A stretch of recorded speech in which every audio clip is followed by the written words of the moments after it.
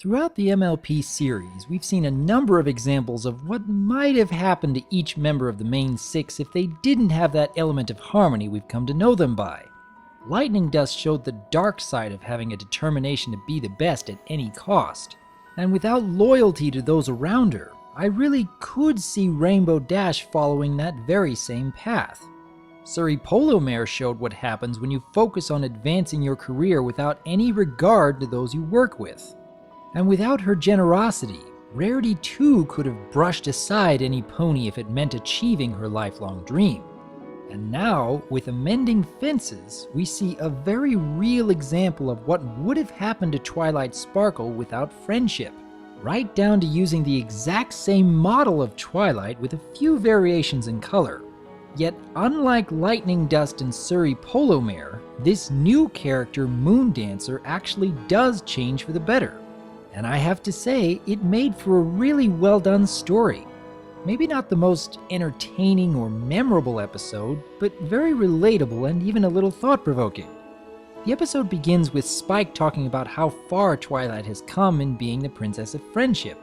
Of course, he meant it as a compliment, and yet Twilight takes it as a wake-up call to how she used to be long ago. And I really like the way this conflict was set up because Spike hadn't intended any ill will, and it's certainly believable that Twilight's perfectionist tendencies would cause her to drop everything and try to fix a past mistake like this. It's one of the better introductions to an episode's story that I've seen for a while, and it becomes all the more impressive when we find out this entire conflict arises from a very short scene way back during the first episode in 2010. I have to say, this is a brilliant setup. Taking a seemingly unimportant detail from the show's initial premiere, one that was really only meant to show how little Twilight was interested in friendship, and expanding upon it in such a way that almost seems like it had been intentionally planned from the start. I realize that there's no way the MLP staff were thinking that far ahead back in the early days, but I have to give them credit for making it seem like they did in a very believable way. Introducing Minuet the way they did almost looked like they were going to retread old ground of ponies being nice to you just to feel special and popular. But I'm really glad this episode didn't go that route because it had already been thoroughly covered back during Twilight time in Season 4. The character of Moondancer herself is rather interesting. Apparently her design is based off of a pony of the same name back in Generation 1. I'm still not familiar with most of the characters from earlier MLP shows, but I can appreciate a callback like this every once in a while, and it becomes all the more adorable when we get another flashback showing one of the main six as a filly.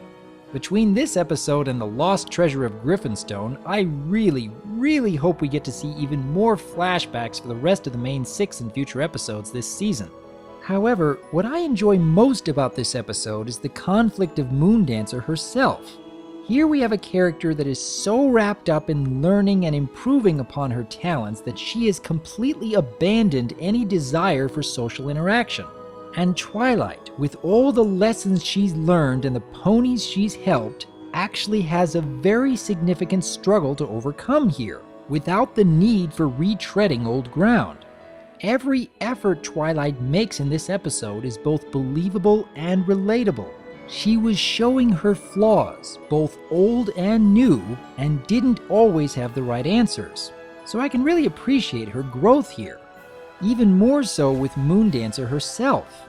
While some people may not be able to understand why such a character would give up on friendship because one genuine effort to reach out was met with abandonment, this is a lot more true to life than you might think. Even when we know the reasons why Twilight suddenly left Canterlot without saying goodbye to her friends, even when we know how great a purpose she's been serving in Ponyville, Twilight still feels she made a genuine mistake, and with good reason. Moondancer's life would have been a good deal different if Twilight had put in the effort to be a friend back then.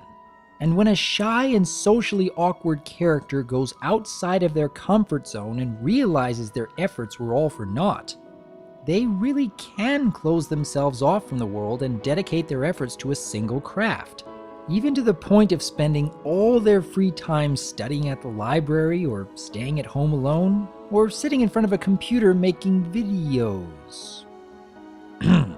Yes, well, I guess now you know one reason why I particularly enjoy this episode.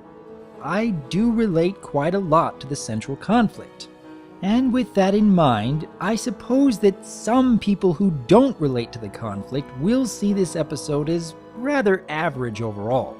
There are a few entertaining moments that will keep you laughing, but probably not as much as most other episodes. But while I can understand why some fans would feel indifferent to this sort of story, I consider it a worthwhile entry for the series as a whole. But now I would like to hear what each of you think. Do you believe this sort of struggle works for Twilight's character? Do you think a story which expands upon elements from early episodes of the show are worthwhile? Do you relate to the central conflict Moondancer went through? What was your favorite standout moment? Did anyone else notice a certain villainous pony make a special background appearance in this episode? I would like to hear your thoughts on Amending Fences, and here's to hoping we get to see even more relevant growth for Twilight's character in the future. I am Dr. Wolf, and I look forward to hearing from you. I'm sorry I skipped your party.